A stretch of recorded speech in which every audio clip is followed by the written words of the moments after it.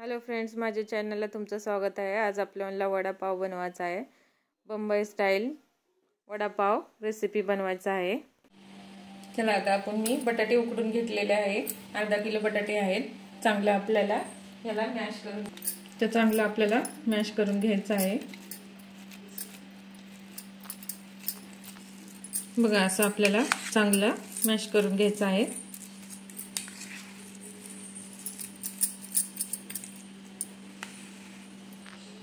आता आपल्याला मसाला तयार करायचा आहे। थोडीशी कोथिंबीर, 7 ते 8 हिरवी मिरच्या, तिखट तुमच्या आवडीनुसार घेऊ शकता, थोडंसं आलं, लसूण। आता आपण ह्याला बारीक करून आपल्याला 1 ते 1.5 चमचा तेल घालून घ्यायचं आहे। आपल्याला थोडीशी जिरे, मोहरी, आपल्याला 3 ते 4 कढीपत्ता, आपल्याला वाटलेलं तिखट, हिरवी मिरची, कोथिंबीर, वाटलेला मसाला घालून घ्यायचा आहे।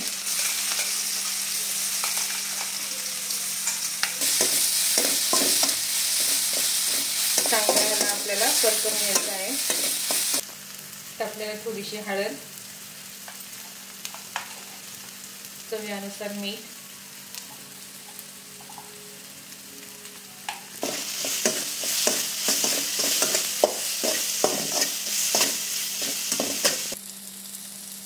आता आपल्याला मॅश केलेले बटाटे घालून घ्यायचं आहे। आपल्याला चांगलं असं एकजीव करून घ्यायचं आहे।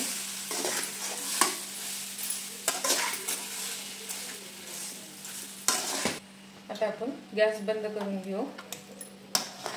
आता आपल्याला हे चांगलं एकजीव करून थंड होऊ द्यायचं आहे।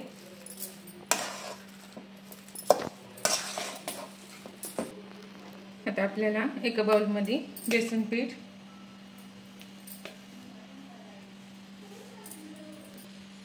आता आपल्याला ह्याच्यामध्ये चवीनुसार मीठ,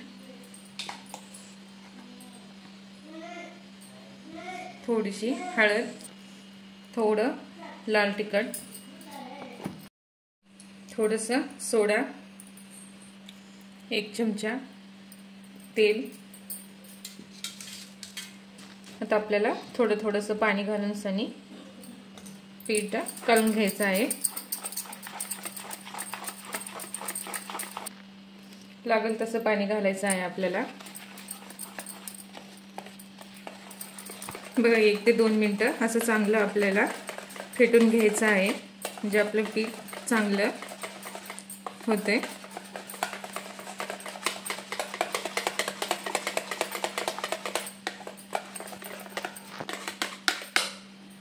बघा आता आपलं पीठ तयार झालेलं आहे। बघा आपली भाजी थंड झालेली आहे। आता आपल्याला थोडंसं घेऊन असं गोल वडे करून घ्यायचं आहे।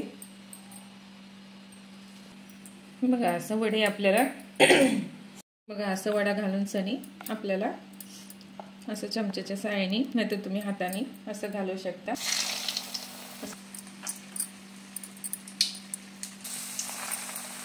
टाकून असे वडे घालून घेऊ। बघा असं आपल्याला चांगले वडे तळून घ्यायचं आहे। बघा आता आपल्याला पावाला असं मधून कट करून अशी चटणी लावायची आहे। पुदिन्याची चटणी, तुम्ही लाल चटणी पण लावू शकता। पुदिन्याची चटणीची रेसिपी खाली दिलेली आहे। असं आपल्याला वडा ठेवून असं खायचं आहे।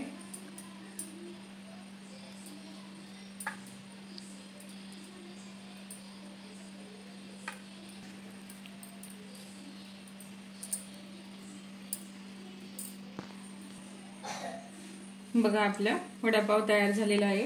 रेसिपी आवडल्यास लाईक करा, सबस्क्राइब करा, कमेंट करून सांगा की आमची रेसिपी तुम्हाला कशी वाटते।